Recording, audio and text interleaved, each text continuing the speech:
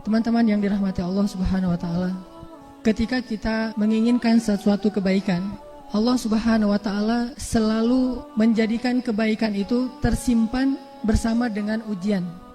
Allah Subhanahu wa taala membuat hukum atau cara di mana setiap kebaikan, setiap kebahagiaan, setiap kesenangan itu Allah simpan di balik ujian. Itu selalu seperti itu.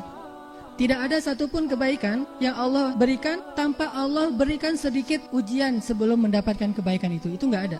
Jadi nggak ada kebaikan yang Allah berikan dengan cara bersenang-senang, itu tidak ada.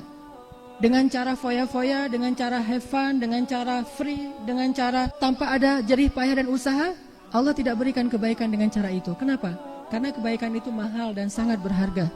Dan sekaligus Allah juga menginginkan melihat siapa di antara hamba-hambanya yang serius untuk mencari kebaikan, siapa yang hanya berangan-angan. Dan Allah hanya memberikan kebaikan itu kepada orang-orang yang bersungguh-sungguh. Walladzina jahadu fina lanahdiyannahum subulana. Ini hal pertama yang coba kita belajar meyakini, bahwa kebaikan selalu Allah simpan di balik suatu kesulitan. Itu selalu kayak gitu. Sehingga ketika kita mendapatkan kesulitan, kita langsung aware bahwa oh berarti Allah mau ngasih kebaikan nih setelah ini.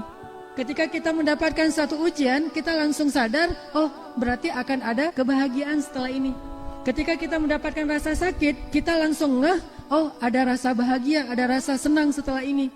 Fa inna ma'al usri yusra, inna ma'al usri yusra.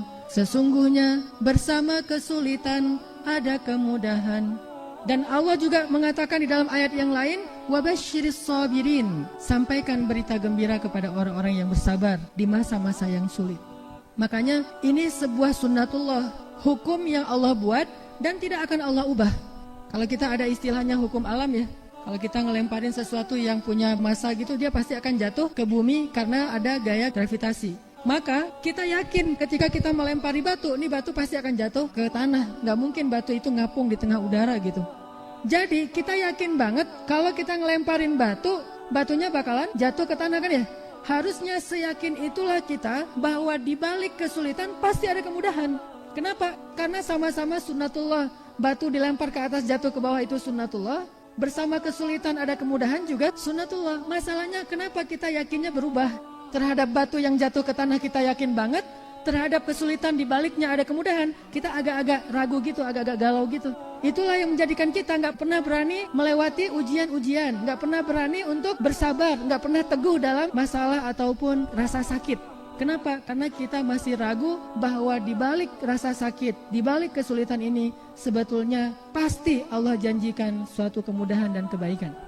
Makanya para ulama mengatakan gini, seandainya kita faham apa di balik suatu kesulitan, maka kita akan menerima kesulitan itu seperti menerima hadiah. Artinya dia tahu bahwa di balik ujian, di balik kesulitan, di balik kesengsaraan, di balik musibah, selalu ada berita gembira, wabasyiris sabirin.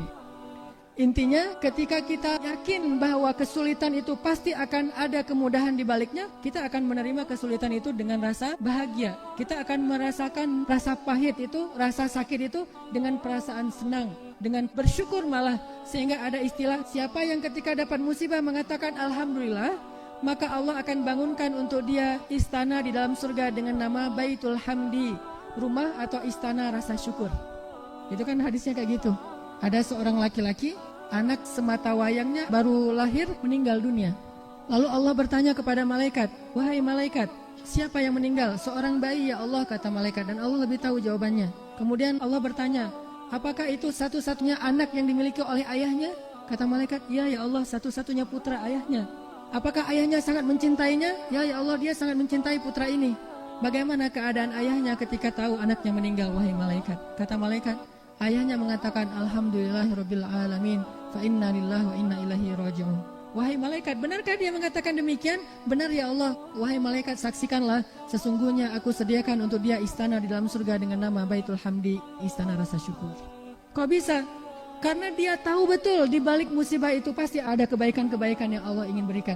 Jadi dia bukan mensyukuri musibah, mensyukuri nikmat yang datangnya setelah musibah walaupun belum dia dapatkan. Ini saking yakinnya nih.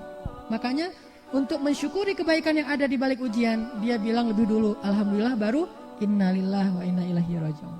Jadi ketika kita yakin bahwa ketika ada masalah, kita nggak ngelihat masalahnya doang, tapi kita ngelihat nih masalah nih adalah jembatan buat saya nyebrang.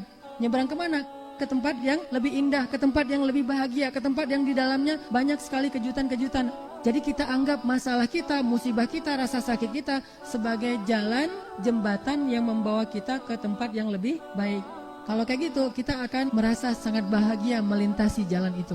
Dan inilah janji Allah, fa inna ma'al usri yusra, inna ma'al usri yusra.